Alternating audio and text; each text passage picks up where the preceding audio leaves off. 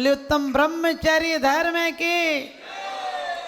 आज उत्तम ब्रह्मचर्य का दिन है और उत्तम ब्रह्मचर्य का पालन वास्तव में महाव्रती कर सकते हैं, क्योंकि लेकिन फिर भी श्रावक की भूमिका में रहते हुए कहे ब्रह्मचर्य का मतलब हर कोई साधु नहीं बन सकता है। अंतर विषय वासना वर्ते बाहर राग द्वेष गए भारी याते परमे दिगंबर मुद्रा धर न सके वे दीन संसारी। उन्हें कायर कह दिया, लेकिन फिर भी सम्यक दृष्टि जीव कायर रहते हुए भी कह दिया निज वनिता विन सकल नारी सो रहे विरक्ता। पत्नी धर्म है, ग्रस्त आश्रम है, क्योंकि धर्म करत संसार सुख, धर्म करत निर्वाण और धर्म पंथ साधे बिना नर त्रियंच समा। कह दिया ग्रस्त अपनी पत्नी के साथ भी, क्यों? क्योंकि ऋषिगण, हिंदू पुराण में आया है कि ऋषिगण पहले आशीर्वाद देते थे तुम्हारे 10 पुत्र हो और 11वां पुत्र तुम्हारा पति हो। आपने सोचा इतना क्या विचार था इसमें कि तुम्हारे कुल की वृद्धि भी हो, लेकिन अंत में जाकर तुम्हारी धर्म की वृद्धि हो। एक दिन तुम्हारा राग इतना पवित्र प्रेम बन जाए, प्रार्थना और साधना बन जाए कि तुम्हें पति भी प्रेम तो हो, प्रेम तो ज्यादा हो, लेकिन इतना पवित्र प्रेम हो कि उसके उत्थान का तुम्हें ख्याल आए। रानी चेलना एक दिन रोने लगी और कहते हैं राजा श्रेणिक ने पूछा तुझे क्या हुआ? पीहर से कोई अशुभ समाचार आया? उसने कहा श्री जी की कृपा है, सब कुशल है। उसने कहा तेरी किसी ने अवज्ञा की? कहने लगी मगध सम्राट की पटरानी हूँ, भला किसकी औकात की मेरी तरफ टेढ़ी निगाह भी देख ले। उन्होंने कहा क्या तू बीमार है? उन्होंने कहा आपकी कृपा है, जरा सी बीमारी पर वैद्यों का तांता लग जाता है, लाइन लग जाती है, सब कुशल है। उसने कहा फिर तेरी आंख में आंसू क्यों है? आज तो मुख मलिन क्यों है? उसने कहा कि आज जिसे पति मानती हूँ उसकी भविष्य की गति देखकर मैं दुखी हूँ। विधवा तो एक दिन रो लेती है, लेकिन सती तो तिल तिल कर जलती है कि उसके पति की आगामी गति क्या होगी। इसलिए कहा है, लोग कहते हैं, हम पूजा में पढ़ते हैं कि पत्नी तो औरत का कोई स्थान नहीं है। मैं कहती हूँ औरत यदि अकेली पत्नी है तो कटी पतंग की तरह कहीं भी गिरोगे, और यदि धर्म पत्नी है तो फिर पतंग को गिरते हुए भी बचा लेगी। जैसे रानी चेलना ने 7 में नरक जाने वाले को पुरुषार्थ किया और तीर्थंकर बनने में कारण बन गई, उसे धर्मात्मा बना दिया। सती सीता जंगल में रहकर भी बियावान जंगल में अकेली छोड़ दी। लोग कहते हैं कि मर्यादा पुरुषोत्तम राम थे। मैंने कही मर्यादा तो सीता ने रखी। जब जब मर्यादा की जरूरत पड़ी तो औरत को आदमी दाव पर लगा देता है, जब परेशानी आती है तो औरत को दाव में लगा देता है, क्योंकि कहते हैं जरूरत पड़ी तो राग आ गया तो रावण हर कर ले गया। और सती थी, कितने दिन भोजन नहीं किया उसने, उनके वियोग में कोई प्रलोभनों में नहीं आई। उसके बाद भी रामचंद्र जी ने लोकापवाद की वजह से प्राण प्यारी कहने वाले, जान से ज्यादा चाहने वाली सीता को छुड़वा दिया जंगल में, और सिर्फ अपनी मर्यादा, अपनी प्रतिष्ठा के लिए। लेकिन नारी का त्याग देखो, वो कहती है उनसे निवेदन करना कि मुझे तो छोड़ दिया, लेकिन धर्म को लोकापवाद के वजह से मत छोड़ देना। आज की औरत होती कहने लगे असल बाप की नहीं है, ईट से ईट नहीं बजवा दी तो। सोच कर देखना, क्योंकि कांटों के पथ पर सीता आगे आगे चलती थी, राम को न चुभ जाए कांटे पैरों तले मसलती थी। राम सदा निर्दोष बताए, सारी विपदा खुद झेली, खून में यदि पैर रंगे हो मेहंदी रंगी समझती थी। राम सदा निर्दोष बताए, सारी विपदा खुद झेली, वर्तमान की सीता देखो पल में करे फजीता है। तुमसे ब्याही करम फूट गए, रो रो जीवन बीता है, और ऐसी सीता से तो भैया वैसे ही तू रीता है। और नाम रखा ले कर ये सीता चलचित्रों की सीता है, और पल में करे फजीता है, पल में करे फजीता है। ऐसी सीता से दूर रहना। आजकल लोग उन बच्चों को पसंद करते हैं, ध्यान रखना, जो बच्चियां बहुत फैशन में रहती हैं, पश्चिम सभ्यता के रंग में रंगी होती हैं। ध्यान रखना, वो पतन का कारण है, क्योंकि पहले हमारे यहाँ नारी का इतना सम्मान था। जब नई बहू आती थी तो लोग प्यार से नाम रखते थे, ब्रज रानी, राज रानी, रूप रानी, बढ़िया बढ़िया नाम रखते थे। और नहीं तो गांव वाली के नाम से बुलाते थे, फलाने गांव वाली को बुला लेना, यानी उसके पीहर का नाम लिया जाता है। लोग कहते हैं कि बेटियों का क्या अस्तित्व है। मैंने कहा, बेटा से बेटी भली, जो कुलवंती होए, और नाम कमावे माई बाप को देश बढ़ाए होए। कन्या है धन धूप सा, तपना जिसका काम, और सुबह पिता के गाँव है, शाम पति के ठाव। जिस घर में पैदा होती है उस घर को छोड़कर चली जाती है, दूसरा घर बसा देती है। आप सच बताना, बहू लाना हो तो एक दो बार देखते हो, फाइनल कर देते हो।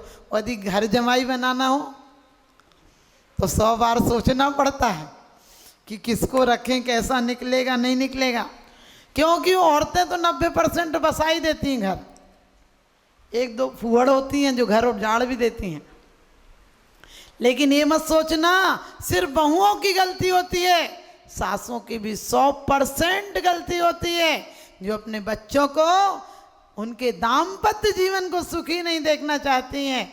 हुकूमत और हिटलर पंथी हमेशा कहती हूँ, यदि जीवन को बुढ़ापे को सुखी रखना है तो अपनी बहुओं को जवानी में परेशान मत करना, वरना तुम्हारा सारा सांस पना निकाल देगी, तुम्हारा सांस लेना हराम कर देगी बुढ़ापे में।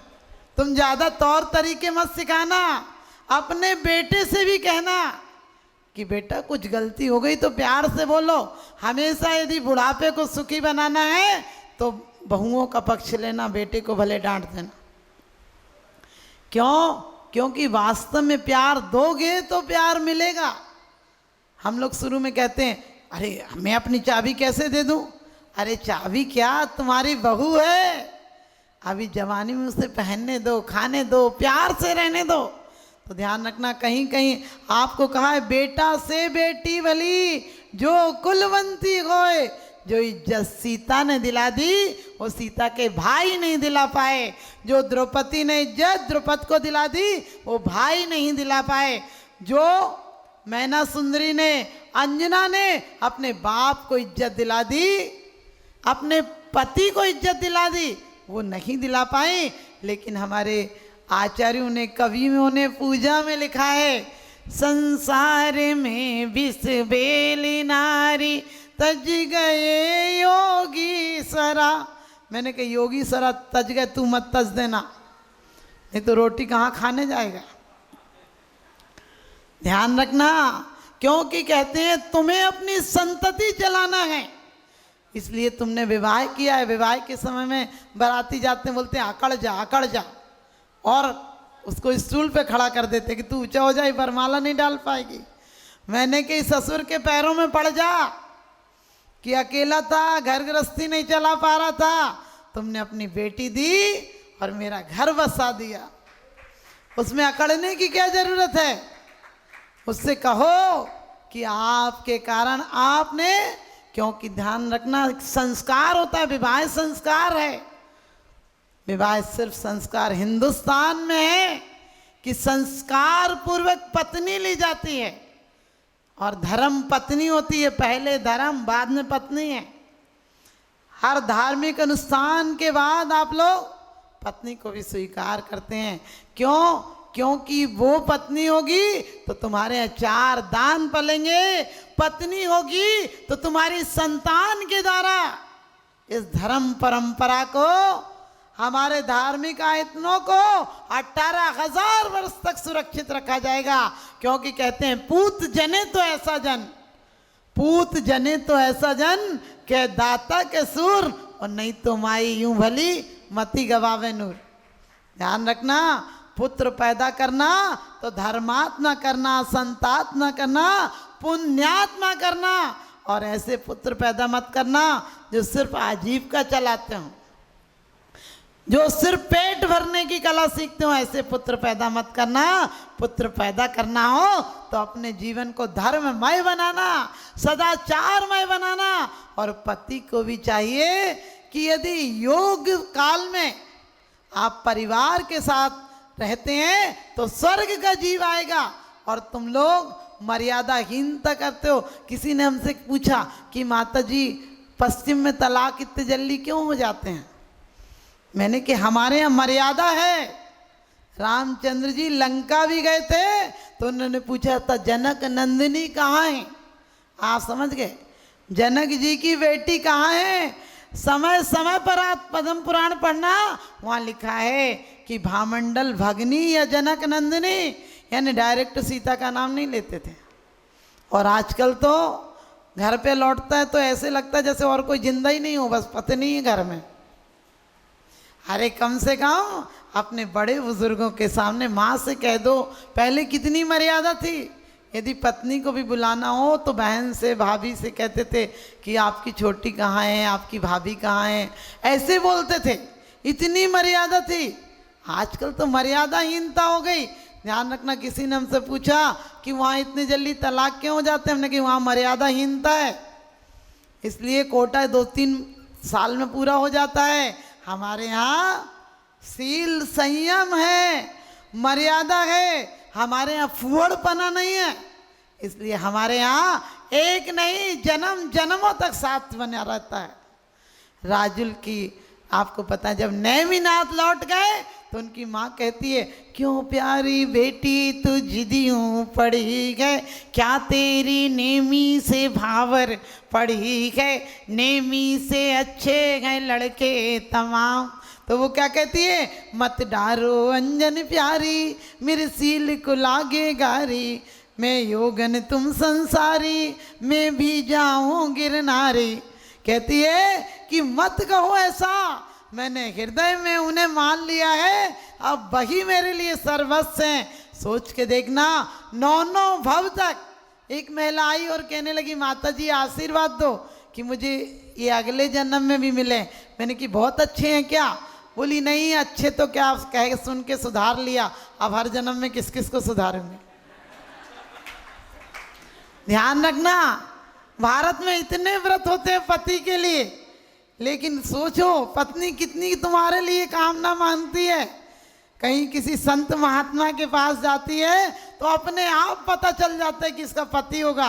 बोलती है इनको आशीर्वाद दे दो, यानी ये ठीक रहे, मैं ठीक रहूंगी, मेरा सब कुछ कुशलता इनके में। और आजकल कलहकार नहीं हो तो को भवनी मचा देती है घर को।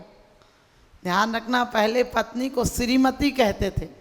श्रीमती है ना बुद्धिमती, लक्ष्मीमती। पति को श्रीमान कहते थे, बुद्धिमान, विवेकवान। आजकल तो हस्बैंड हो गया। हमने कहीं हंस हंस कर जिसका बैंड बजे फिर घुंघरू की तरह बजता ही रहा। समझ गए?